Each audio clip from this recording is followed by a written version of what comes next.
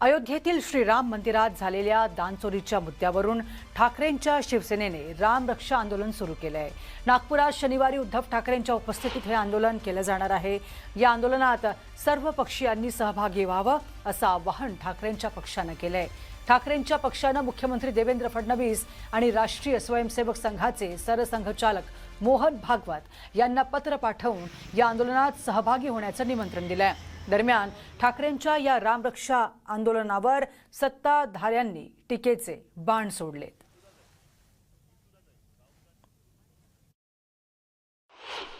राज्याचे मुख्यमंत्री आहेत आणि आम्ही त्यांच्या निवासस्थानाजवळ एक उपक्रम, धार्मिक उपक्रम हिंदुत्वाचा करतो आहोत।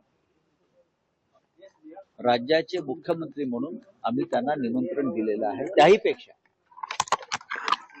एक रामभक्त आणि राम जन्मभूमी आंदोलनात त्यांचा सहभाग केला होता। या कारणानं आम्ही त्यांना आमच्या उद्याच्या रामरक्षा आंदोलनात सहभागी होण्याचं निमंत्रण दिलं। खरं तर देवेंद्रजींना हिंदुत्व शिकवण्याची फार गरज नाही आहे। देवेंद्रजीचं आयुष्य हे हिंदू धर्माचं संस्कार संस्कृती जतन करण्याकरता गेलेलं आहे। देव देश धर्म कार्याकरता आयुष्य देणारे देवेंद्रजी आहे आणि त्यामुळे अशा पत्रांनी कुणी काही डिवचलं तरी देवेंद्रजीच्या त्यांच्या भूमिकेवर काही फरक पडणार नाही। कसं काय राजकीय विनोद असेल, मला काय तुम्ही कोणाची नावं घेताय, त्यांनी काय रिॲक्शन दिले आहेत हे माहीत नाही। राज्याचे मुख्यमंत्री हे काय एका पक्षाचे नसतात, ते संपूर्ण महाराष्ट्राचे असतात। आणि तुम्ही ज्यांची नावं घेतलीत आता, त्यांच्यापेक्षा अधिक काळ आम्ही देवेंद्र फडणवीस यांच्याबरोबर काम केलेलं आहे। आमचे जरी आता मार्ग वेगळे झाले असले तरी त्यांच्यापेक्षा जास्त काळ 25 वर्ष सलग आम्ही भारतीय जनता पक्षाबरोबर काम केलेलं आहे, देवेंद्रजींबरोबर काम केलेलं आहे। तेव्हा त्यांनी अशा प्रकारे प्रतिक्रिया देणं हाच मूर्खपणा आहे। शिवसेना ही या महाराष्ट्रातल्या हिंदुत्वाची जनक आहे, लक्षात घ्या। आजही मातोश्री ही हिंदुत्वाची राजधानी, मुख्य केंद्र आहे। जर कोणाला असं वाटत असेल की आम्ही हिंदुत्ववादी आहोत, तर राम मंदिराच्या लुटीविरुद्ध जे आम्ही एक मोहीम उघडलेली आहे त्याच्यामध्ये सगळ्यांनी सामील व्हायला पाहिजे। यात का राजकीय पक्षाचा प्रश्न नाही आहे। त्या ठिकाणी जाण्याला विरोध नाही, पण आता मला वाटतं की RSSचे कसे जातील, ते तर शांतच बसले आहेत। विश्व हिंदू परिषद कशी जाईल?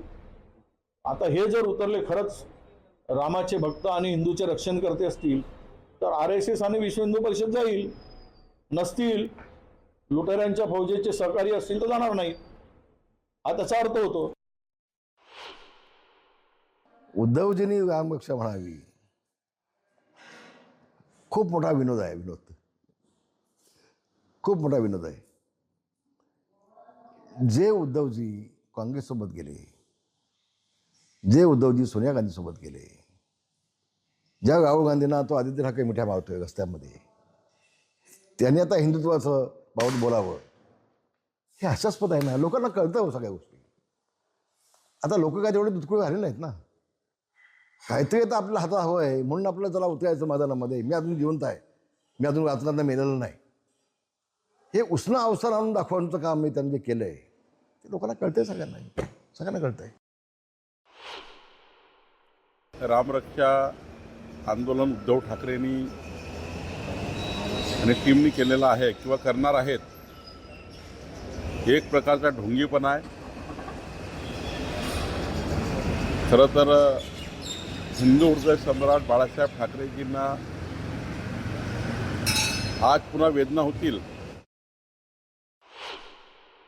पक्ष बर्बाद झाल्यानंतर, आमदार सगळे गेल्यानंतर, खासदार सगळे गेल्यानंतर जनाब उद्धव ठाकरेजींना रामललाची आठवण आली, राम रक्षाची आठवण आली, हनुमान चालीसाची आठवण आली। तर जनाब उद्धव ठाकरेजी उत्तर द्या की जेव्हा अयोध्यामध्ये एवढा भव्य मंदिरचं सगळे लोक तिथे गेले, तर तुम्ही दर्शनाला का नाही गेले? त्याच्यावर उत्तर द्या.